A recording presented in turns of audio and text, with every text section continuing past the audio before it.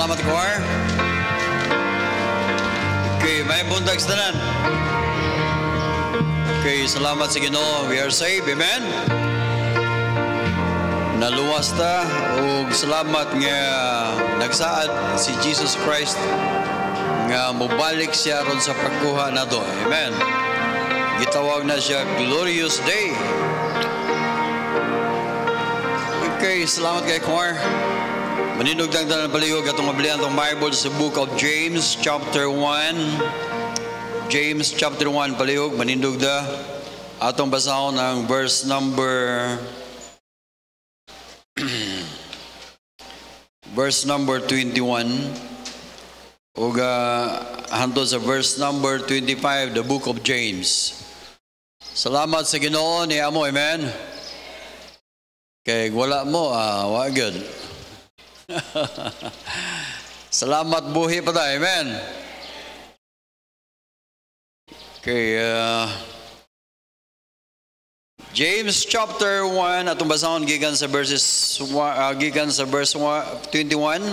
andon sa verse number 25 responsibly. Ato ni basahon, wherefore lay apart all filthiness and superfluity of naughtiness, receive with meekness the engrafted word which is able to save your souls.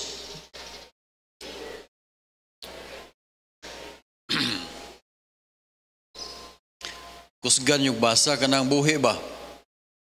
Amen mga buhi? Ano ba? Okay, verse number, where are we now? Verse number 23. For if in him be a hearer of the word and not doer, he is like unto a man beholding his natural face in a glass.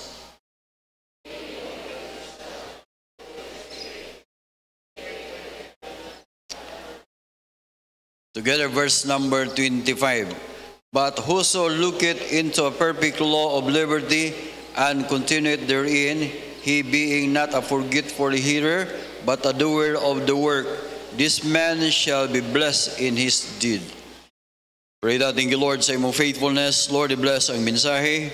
O Lord, I pray nga malipayon kami mudawat sa imong pulong o tagay mi grasya o Dios nga amo ning ma-apply sa among inadlaw nga pagkinabuhi. Lord, I pray nga ikaw mag-bless sa matag-usan namo, malipayon kami o Dios nagpadayon sa pag-alaga dinimo. Amo ning gamo in Jesus name. Amen. Praise the Lord. Amen. Palihog linggod. Salamat sa Ginoo. Okay, atong isgutan karon mga kaigsunan kini gitawag be doers of the word. Kung gusto tag blessing, kisay gusto blessing. Amen. Actually, ang sikreto sa blessing mga kaigsunan dili lang pagpaminaw sa pulong sa Dios. Usahay dinita sa Bible, dinita sa church, atong motive nganong ni anita sa church, aron maminaw og wali sa pastor. Dayon sunod, aron makasabot sa mensahe sa pastor. Mga kaigsunan ang atong nasdunggan o ang atong nasabdan, pero dili nato i-apply sa atong kinabuhi nahimong walay kapuslanan. Amen? So sayang ang inyong pagpamliti, sayang ang inyong pagbiya sa inyong balay, sayang ang iyong time nga naminaw mo sa Bible, naminaw mo, ugod niya, nakasabot mo, pero pag uli sa atong balay, maura gihapon ang atong gibuhat, mga kaigsunan, wa gihapon tay panalangin. Amen? So the Bible says, atong nabasa diri mga kaigsunan nga we need to be doers of the word and not hearers only. Amen? So, atong isgutan karon mga kaigsunan kining mga butang kung gusto, if you want blessing, gusto tag panalangin, di ba gusto tag blessing? Amen? Abot ba sabot sa blessing meaning number one, doon na tayo joy. Doon na tayo kalipay diha sa pagpangalagad sa Ginoo. Kumingon tag blessing mga kaigsunan, doon na tayo kalipay nga wari sa church, doon na tayo kalipay diha sa panimalay, doon na kalipay diha sa paghatag, o doon na tayo kalipay diha sa pagpaabot sa pagbalik sa Ginoo. o labaw tanan mga kaigsunan, malipayon tang bisan to dunay mga kawadon or dunay mga kakulangon, pero dunay gihapon tay kalipay. Amen. So daghan tag masugatan nga mga pagsulay sa atong kinabuhi, daghan jud gayo. Pero mga kaigsunan, kung ato lang i-apply ang pulong sa Dios, i-applikar na to ba? Kung sa atong hibawan, I believe nga doon na tayo blessing. Amen? So, muna saad sa Ginoo, muna yung saad sa iyang mga anak, kita mga anak mo ta sa Dios, o gisaaran ta nga i-bless gyud ta. Kay mo man ituyo nganong gibuhi pa ta. Di ba? Buhi pa ta ning kalibutan na. So, gusto tag blessing, if you want blessing in life, number 1, nagyo na Bible, verse number 21, wherefore lay apart all filthiness and superfluity of naughtiness, and receive with meekness the engrafted word, which able to save your souls. Verse number 23, verse 22, be doers of the word. Salamat sa Ginoo, no? Nga doon na tayo Bible, amen? Salamat, pinaagi sa Bible, we are saved. Diba? Nahimutang born again. Huwag mo tanaw sa 1 Peter chapter 1, verse number 23, we are being born again. Nahimutang born again, tungod na sa binhi or tungod na sa liso nga mao ang pulong sa Dios. Sa diyang atong gidawat ang pulong sa Ginoo, atong gibutang rin sa atong gidawat, mituo ta nga si Jesus Christ usa ka Dios nga di nagpakatao aning kalibutan na gunya nagkinabuhi kinabuhi ingon nga ehemplo nga siya mo ay nagtuman sa mga kasuguan o siya mo ay niani aron sa pagpakamatay gibayran para pagbayad sa atong mga sala. Ilubong siya dang tagtulo ka adlaw nabanaw siya mo nay pulong sa Dios. Ganin aton gidawat sa diyang atong gidawat na mga kaigsunan gitawag na siya gospel o kita nakaangkon tas kaluwasan. Pamina mo, without the gospel, walay gospel mga kaigsunan kung wa ta kadungog sa pulong sa Dios, maglisod wala tay gitawag og salvation. Kaya nga naman ang mga kaigsunan ang importante ang pulong sa Dios. So, nahimot ang born again. So, naatay pulong sa Dios. Nagsugod ang atong pagtuo sa Dios tungod kay dunay gidawat nato nga pulong sa Dios. Og mao ni ang mga kaigsunan, ang maong pulong mao'y nagluwas nato og mao punay gamiton sa Dios nga diha ta muagi ana doon na tayo blessing. Amen? Actually, niya. In verse number 22, be doers of the word. Number 1, ang atong gusto sa Ginoo nga gusto tag blessing. Number 1, do not be hearers only. Ayaw lang mo og paminaw ra. Mga kaigsunan, ang pangutana, igo rabatas pagpaminaw. Sa may motive na to, nganong nianhim ta sa church? Aron lang sa pagpaminaw? Mga kaigsunan, maminaw ka, nakasabot ka, pero kung maura na imong tuyo, nganon niyan ka sa church, aron sa pagpaminaw, or pilian nimo ang pulong sa Ginoo, pilian nimo ba? Sabot magpili.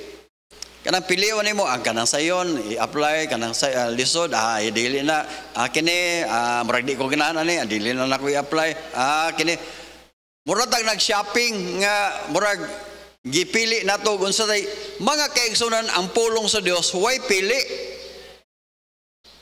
maigo ta og sa dili or maunsa ta kanang pulong gani sa Ginoo. Lingon ang Bible, 2 Timothy chapter 3, verse number 16. 2 Timothy chapter 3, verse number 16. Lingon ang Bible, all scripture is given by inspiration of God and is profitable for doctrine. Mo nang atong gaato gyud ang dawaton. Ngano man makaganan siya man ta na atay pagtulunan nga makuha ana. doctrine, desol for reproof, pagbadlong, for correction, naatay mga habits, naatay mga kinaya, gadili mao, kinahalan correction na siya. Ang pangutan na, kinsa may mubadlong na to be? Pulong sa Dios. For correction, for instruction. Unsay buhaton nato, aron ta i-bless ta sa Ginoo, aron ta malipayon, unsay mga kaigsunan, doon na tayo mga instruction. Asa nato makuha? Gikan sa pulong si Dios.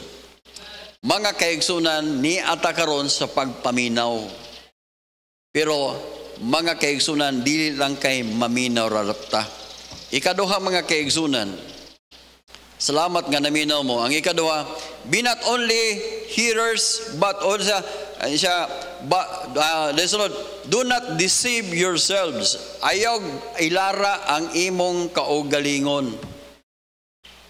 Kinsa may naglagot sa mga mangingilad? Basta ilaron mo, maglagot gud mo. Kinsa may babae nga nailad na? Grabe. Ipasaligan pero wala di ay gituman. Mangingilad. Kinsa may na-scam? Nailad. Kinsa may nabudol? Mga kaigsunan. Nangailad da o nga naman. Abi mo, naglagot gyud ta, grabing kalagot gyud natos tao nga mangingilad. Kinsa man naglagot sa mga mangingilad, pataas kamot. Taas ba? Taas. Basta mangingilad, maglagot juga. Bibi. Ganahan mo mangingilad? Dili gyud ta ganahan. Pero wa mo kay bolo mga kaigsunan, ang pinaka mangingilad nato. Kinsa nangilad? Ang ato ara pong kagalingon mo'y mangingilad. Abi mo kinsa giilad? Ang ato ara pong kagalingon mo'y giilad.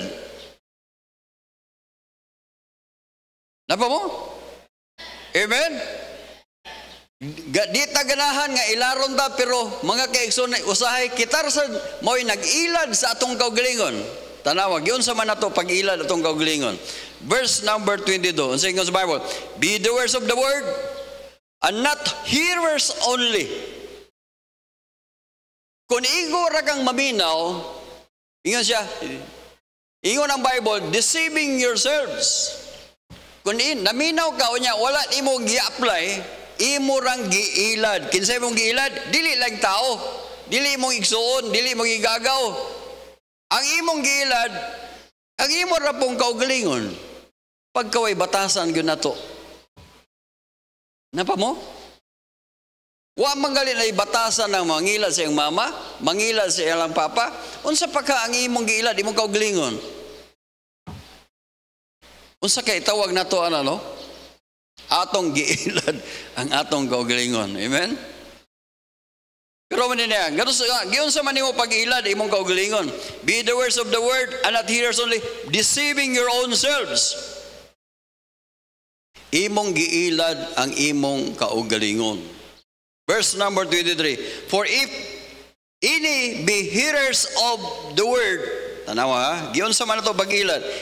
If any be hearers of the word and not a doer, sa ato ba, kung igor ra kang maminaw, pero wala nimo gi-apply ang imong nakatunan nga nindot nga mga prinsipyo, wala nimo gi-apply, meaning imong giilad, imong kaugalingon. Atong Sunday, naghisgot ko about financial habits, bad habits, kinahanglan atong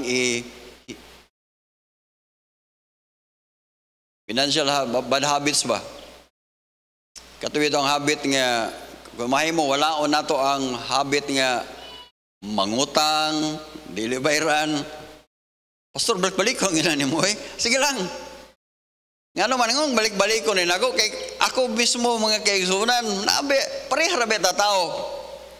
Dayon, kitawag o kining, walay, no budgeting, dili mag-budget. Ako yung panaling kamutan nga mag-budget na ako'y certain amount nga para ron si manaha, ako yung gi-budget. Na time nga malapas ko sa akong budget. Kundi ni pwede. Kinahanglan nga budget diha ra jud ko mo stick sa akong budget. Then sunod, dili ko mo gasto og lapaw sa ako ang income. Pamina mo, kung mahabit na nato nga atong gastoon ang lapaw pa, labaw pa sa atong income, maunay resulta nga makautang-utang yuga. Mao nang importante ang budgeting. Ano man, imong ilista, pilay imo ang income, pilay imo magasto. Kay kung dili na nimo buhaton mga kaigsunan, na mahabit na nimo ang sigig pangutang, mangutang ka dire, ibayad nimo sa utang sa pikas. Sunod, ang tungod di ka kabayad, mangutang. Mga kaigsunan hangtod mulayas na lang ka aning lugar. Moadto na pug laing lugar. Maura gihapon na imong habit. Mga kaigsunan, sige mo kong wali ana dire about financial unsa ba dia mga unsa dia unsaon kanang mga butanga kung dili na ninyo i-apply mga kaigsunan maura gyud gihapon ta. Hilom ra ba mo? Nahilo mo tungod kay nakasabot na mo or nahilo mo kay di na mo ganahang maminaw ana kay maigo mo or ngano kang nahilo mo? Amen. Abi ninyo mga kaigsunan, ayaw ilara imong kaugalingong. Ayaw ilara. Kung naa kay na ako mismo mga kaigsunan, grabing struggle na ko, grabing kaya nga naman ang pinakapait kayo sa kinabuhi, no, kanabitang naanan na ka. Pareha na ko daw naanan na ka, di ka mapilog sa Sunday school, naanan naman ka na. Nagkanta pa ron sila, naanan na ka na, ang pangutan na, hantod bas pagbalik sa Ginoo, di harakatama na na. Naanan naman kita nang may basa-basa og Bible, naanan na ta nang may ampo o lay ampo, naanan ta na. Pero maniniya, mga kaigsunan, kinahanglan dili nato ilaron atong kaugalingon. Sige naman tagwali, ingon na mga kaigsunan, usbon nato ang atong kinabuhi. Kaya nga naman, og dili nato usbon atong giila atong kaugalingon. Munsay sa Bible? Verse number 23, the Bible says, but if any be hearer of the word and not a doer, he is like unto a man beholding his natural face in a glass. Mura siyang tao nga namin. Unya iyang nakita iyang naong, uy, daghana nagbuling na ko eh. Pero siya, sandi lang na. Why pulos ang imong pagpanamin? Kaya nga naman, ang sa amin, giingningan ka sa amin, oy, daghan kay buling. Oy, ang imong kilay, wala magtungod. Oy, ang isa rin na tao di mga kilay, ang isa, wa. Maingon na yung nga, okay ra? Sinalay mo sabot, maning kamot yung kang mabalance na, di ba? Di rin ba mo ismail eh. Amen? So, ang sabot na ko mga kaigsunan, nganong manamin ka para ma-check nimo unsay imong kulang? Mo po na sa Bible. Nganong magbasa ka, nganong maminaw kag wali, nganong niya ka sa church, ngano man para makit-an unsay imong kulang, unsay angayan imong buhaton. Mga kaigsunan, kung di na nimo buhaton, imong giilad, imong kaugalingon.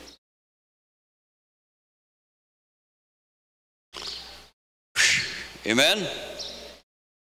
Verse number 24, beholdeth himself and goeth his way, and straightway forgetteth what manner of man he was.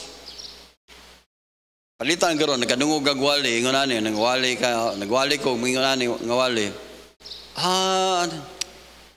Importante na magbasa ng Bible, no? Importante din, importante. Pero maura gyapon wa nato. Abi nimo, iningon si Jack Ma,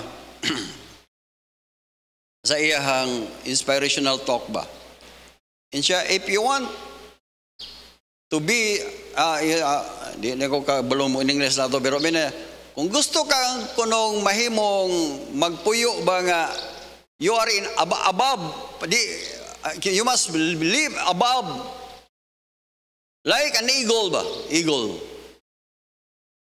Ang eagle, mga kaigsunan, mulupad na siya, di gina parehag linuparan sa uwak, taas gina ang linuparan. Napamudaya?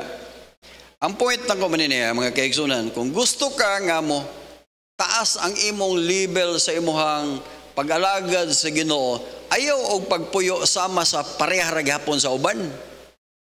Way basa-basag Bible, late Sunday school, walay kuan, hammer.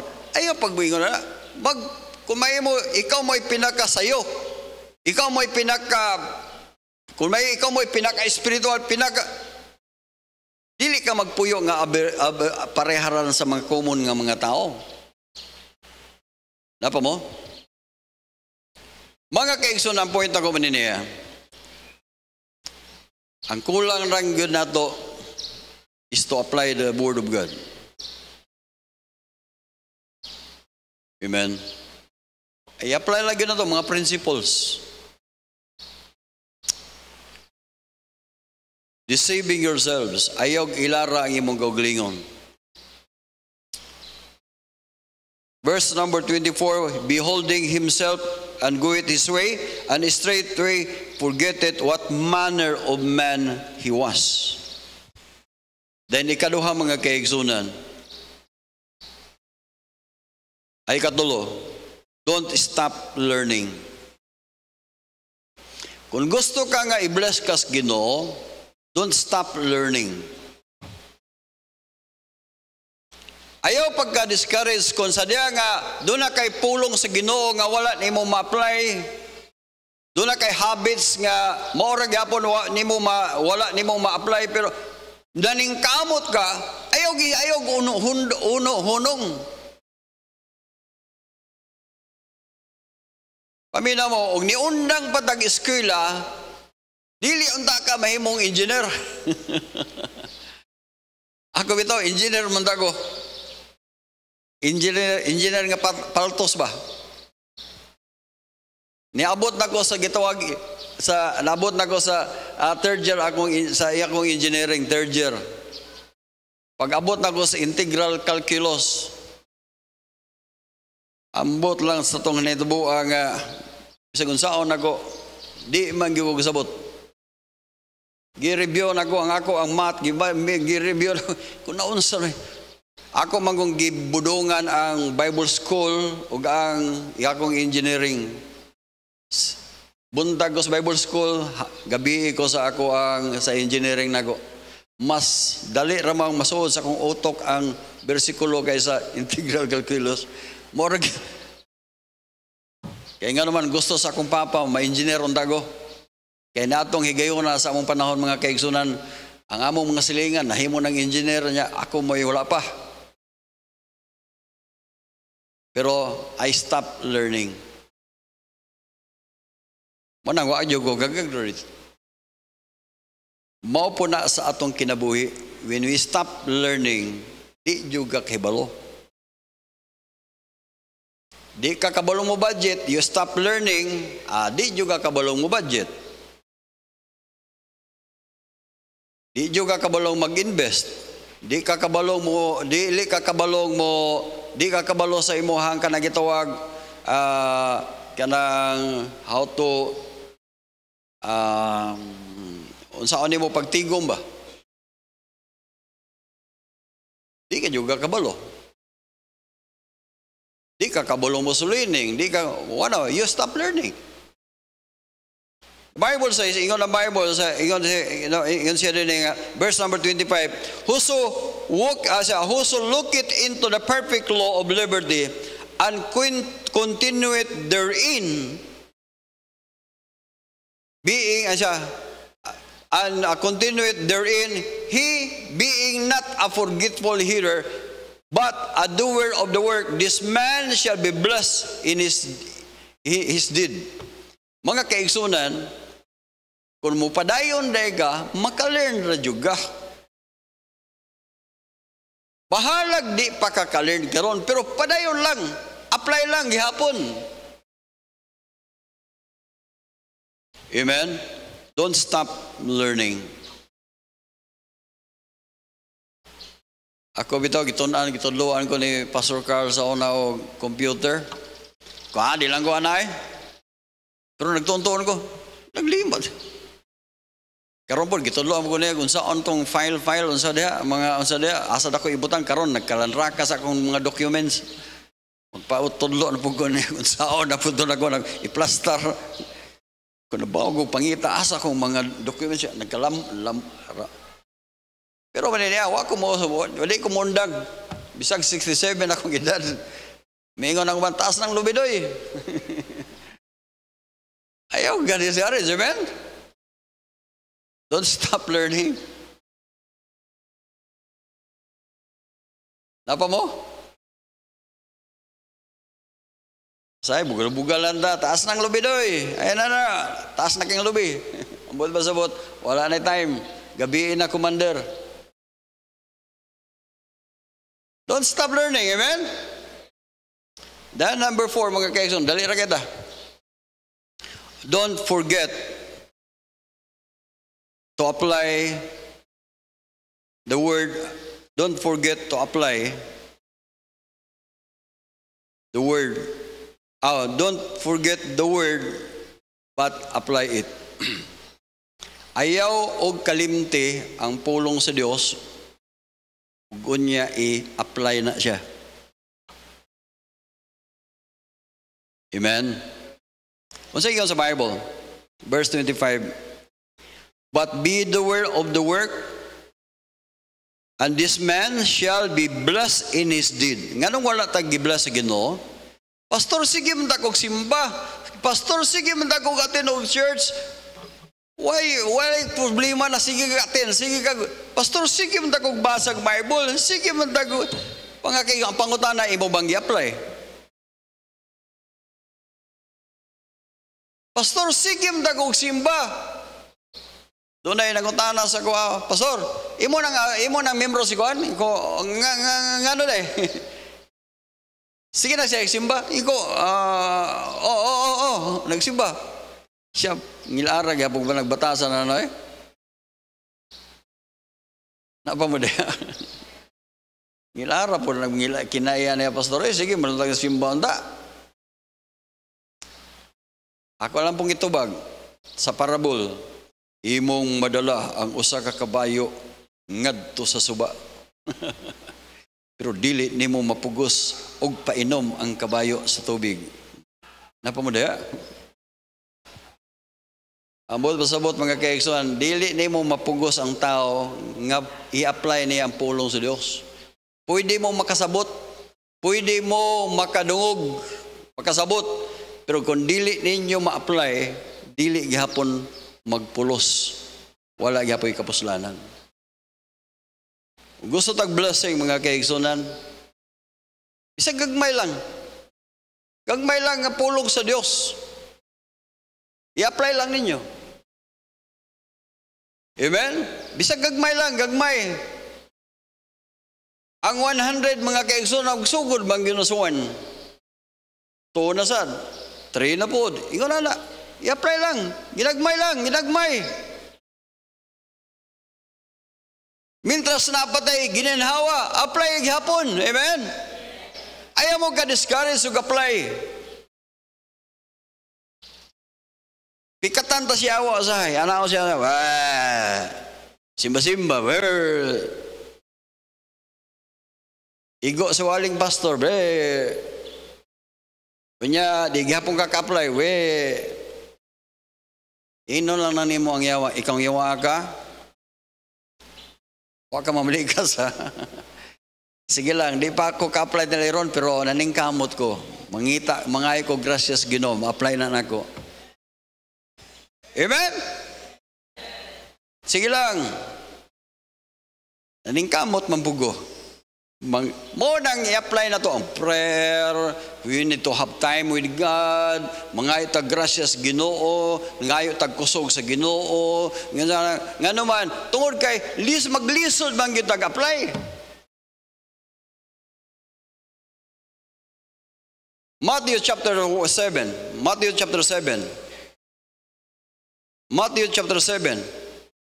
verse number 24. Unsa nga sa Bible? Iningon ang Bible siya nga, wherefore therefore whosoever heareth this saying of mine. Kinsa katong nakadungog kuno sa nakadungog ba sa pulong sa Dios? And do it them. Kisila iyang kong gihimo, iyang gi-apply sa iyang kinabuhi. I will liken unto a wise man which built his house upon a rock.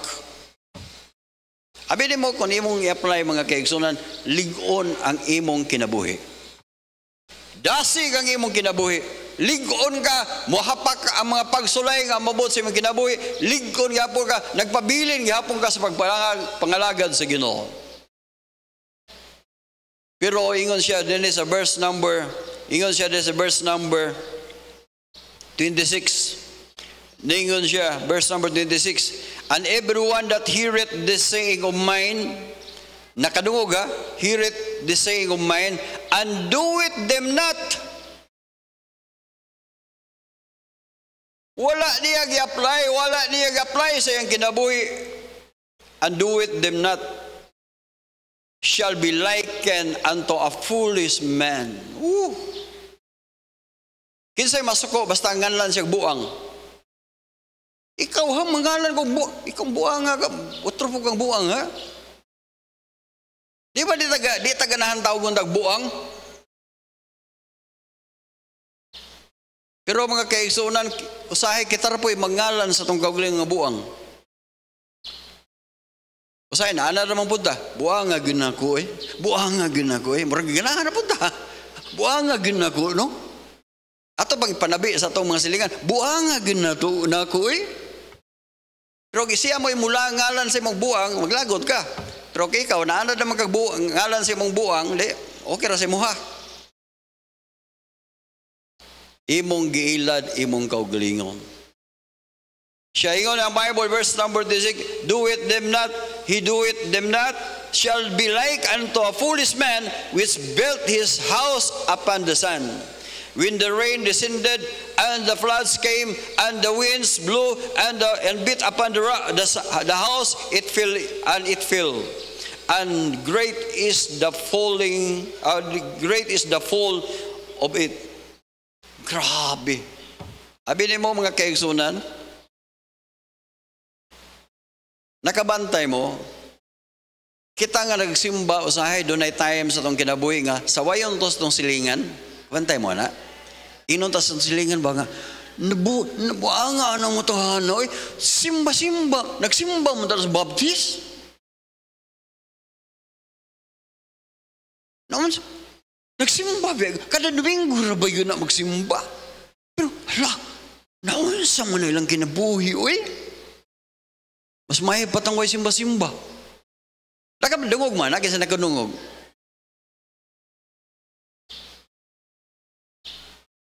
Ingon ang Bible, siya nga, great was the fall of it.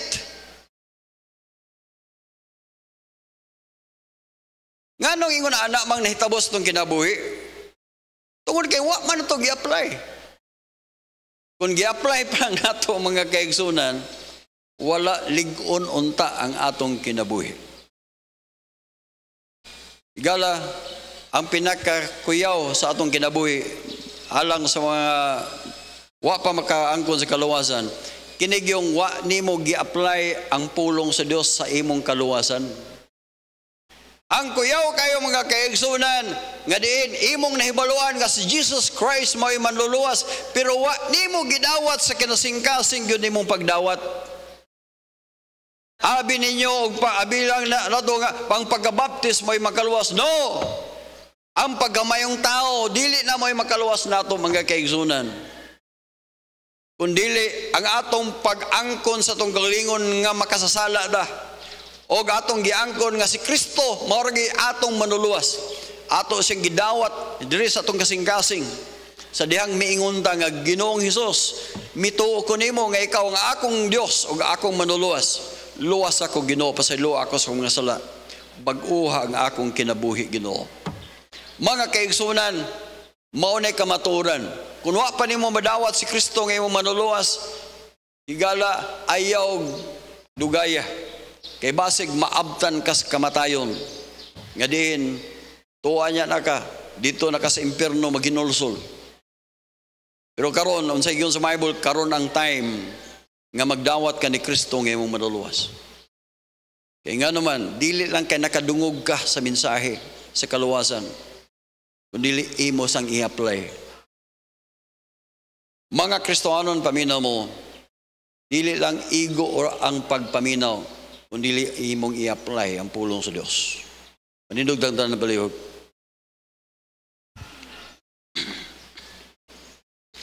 Samtang ipadayon padaguyo atong uloy, ping atong mga mata. Lord, salamat sa imong pulong o Dios. Lord, i-bless ang mensahe. Lord, I pray nga ikaw Ginoo magpadayon sa pagligo namo, dasiga kami Ginoo. Tabangi kami Lord, mga tao kami, maanad sa pag-apply sa mga matarong nga mga buhat. Wala kami maanad Ginoo sa pagkinabuhi nga matarong.